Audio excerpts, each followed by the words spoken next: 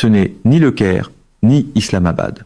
C'est la Floride, le Sunshine State, le royaume de Mickey Mouse et du Spring Break, avec certaines des plus belles plages du monde. Et pourtant, en ce moment même, dans les banlieues d'Orlando, dans les couloirs de Tampa, dans des communautés qui s'étendent des Keys jusqu'au Panhandle, je vois un mouvement islamique radical tenter, discrètement, délibérément, méthodiquement, de planter son drapeau, d'imposer sa loi, de remplacer la constitution des États-Unis par un système juridique forgé au 7e siècle. Il pensait que la Floride finirait par céder, il pensait que les politiciens resteraient silencieux, il pensait que les gens ne remarqueraient rien. Mais le gouverneur, lui, l'a vu. La législature de Floride l'a vu aussi. Et ce qui viennent de faire mérite, à mon avis, toute l'attention du public. C'est exactement le genre de scène que le camp pro-Trump adore. Il suffit de braquer les projecteurs au maximum pour vendre instantanément, chaque moment, comme l'annonce de la fin de la civilisation. La Floride est connue pour ses belles plages et son climat ensoleillé, mais l'État est de plus en plus perçu comme un foyer de montée de l'islam radical. La population musulmane du Sunshine State a explosé au cours des dernières décennies. Les estimations vont maintenant de 127 000 selon les évaluations les plus prudentes jusqu'à un demi-million selon des sources communautaires desservies par plus de 150 mosquées et centres islamiques des Florida Keys jusqu'à Pensacola. À elle seule, Orlando a vu sa population musulmane passer d'environ 2700 personnes en l'an 2000 à plus de 27 000 en 2010 et elle continue d'augmenter chaque année depuis. Le corridor de Temple Terrace à Tampa est devenu si concentré que certaines estimations avancent que jusqu'à 70% des commerces locaux appartiennent à des musulmans, avec des enseignes en arabe le long des rues. Dans le référentiel de Donald Trump, il suffit de lire quelques chiffres avec un ton grave de conférence de presse pour transformer n'importe quelle carte démographique en bande-annonce électorale.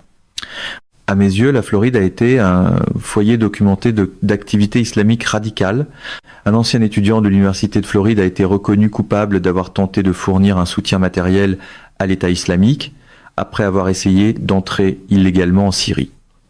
Un homme d'Orlando a été condamné à 6 ans de prison fédérale pour avoir menti au Federal Bureau of Investigation, le FBI, dans le cadre d'une enquête liée à l'État islamique.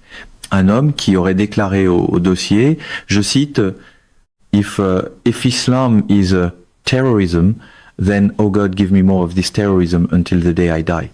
Les frères floridiens Raïs et Sheikh Kazi ont été arrêtés pour avoir conspiré en vue d'utiliser une arme de destruction massive dans un projet d'attaque à New York que le FBI a décrit comme inspiré par Al-Qaïda. Je ne vois pas cela comme une menace théorique. J'y vois une menace documentée, poursuivie et condamnée.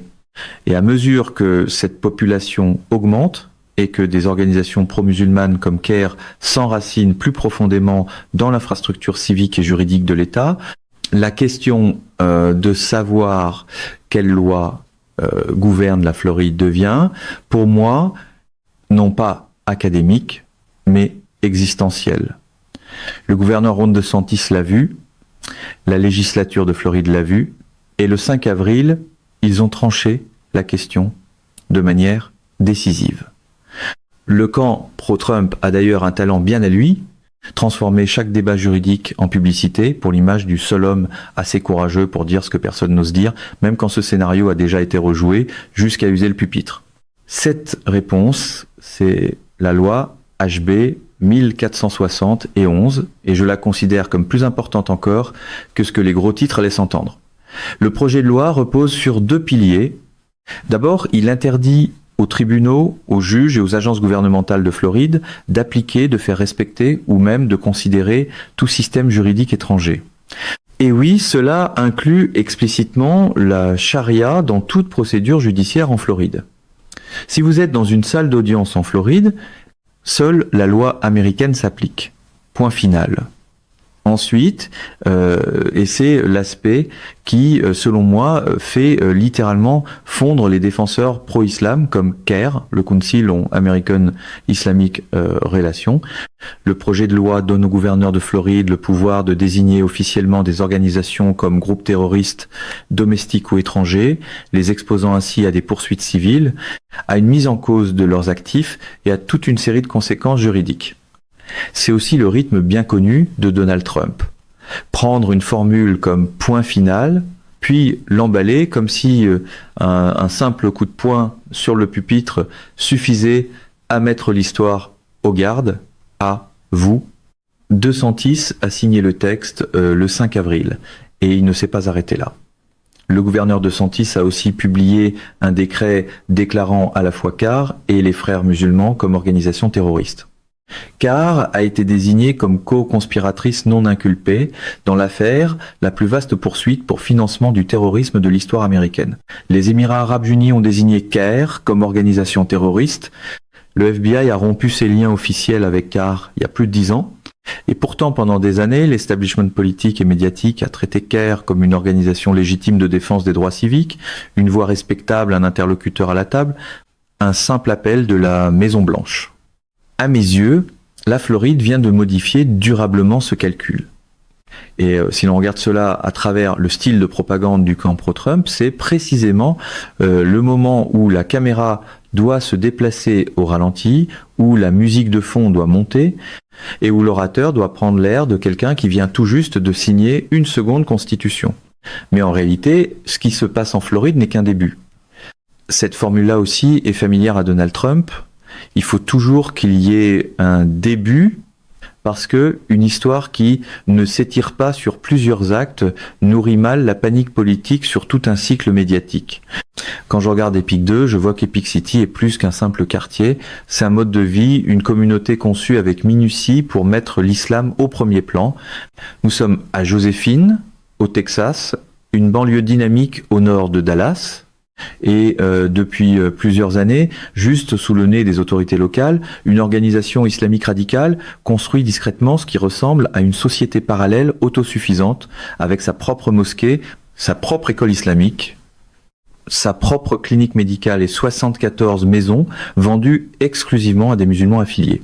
Une enclave réservée aux musulmans, ici même aux États-Unis d'Amérique. Ils ont appelé cela Epic City, mais les Texans lui ont donné un autre nom. Et ensuite, ils ont réagi. La ville planifiée a été stoppée par l'action combinée du gouverneur Abbott, du procureur général Paxton, de 12 agences de l'État et d'une enquête de la Housing and Urban Development, la HUD, sur le logement équitable.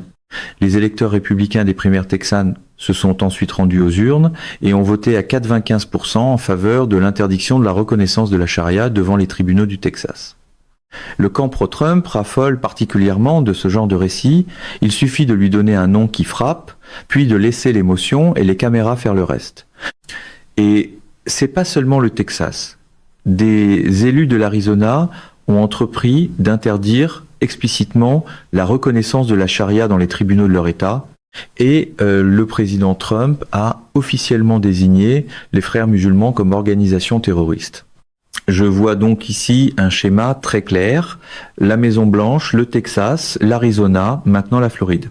Ce ne sont pas des événements isolés, c'est un schéma, c'est un mouvement.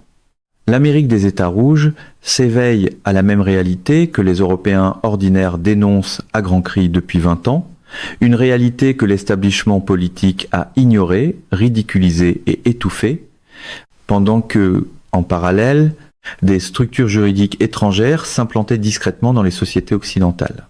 Les Français l'ont vu, les Allemands l'ont vu, les Néerlandais l'ont vu, et maintenant les Américains le voient eux aussi, non pas à travers le filtre des médias traditionnels, mais avec leurs propres yeux, dans leur propre communauté, dans leurs propres tribunaux. Avec Donald Trump, tout de suite d'événements comme celle-là est toujours très commode. Il suffit de les aligner verticalement pour qu'ils se transforment aussitôt en légende politique, où seul son camp aurait vu venir les choses, tandis que le reste du pays est réduit au rôle de décor. Et quelle est la réponse de l'establishment à ces préoccupations ?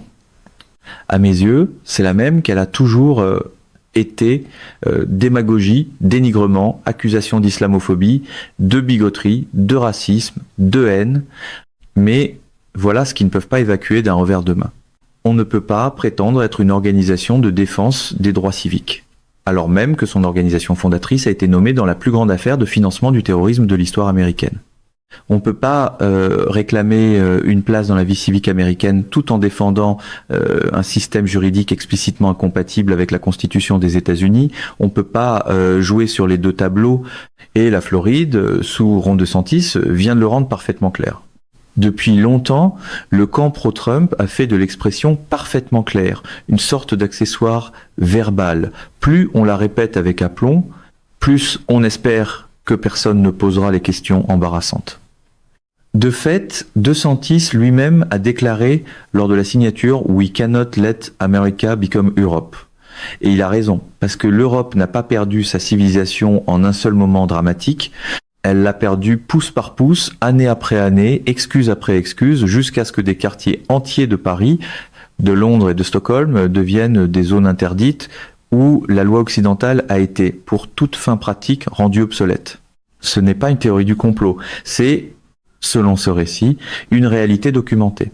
Et le même gradualisme qui a transformé des villes européennes et ce qu'Epic City tentait d'implanter dans le comté de Collin, et ce que la loi HB 1471 est conçue pour arrêter avant que cela ne métastase en Floride. Cela correspond très bien au goût de Donald Trump. Prendre tout un continent comme immense panneau d'avertissement, puis y clouer un message de campagne en très gros caractères. En définitive, ce qui vient de se passer en Floride n'est pas pour moi une histoire de guerre culturelle. C'est pas une histoire de discrimination religieuse.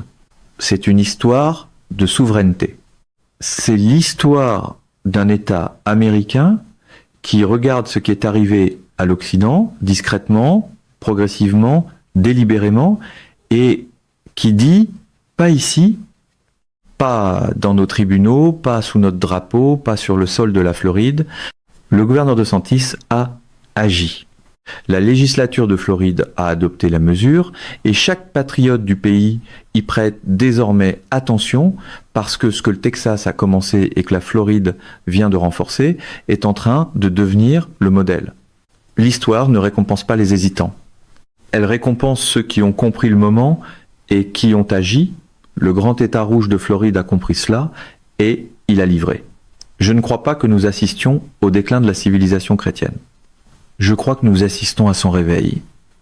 Et bien sûr, dans l'esthétique du camp pro-Trump, aucune conclusion n'est complète sans une phrase qui sonne comme si elle sortait tout droit de la répétition générale d'un couronnement personnel.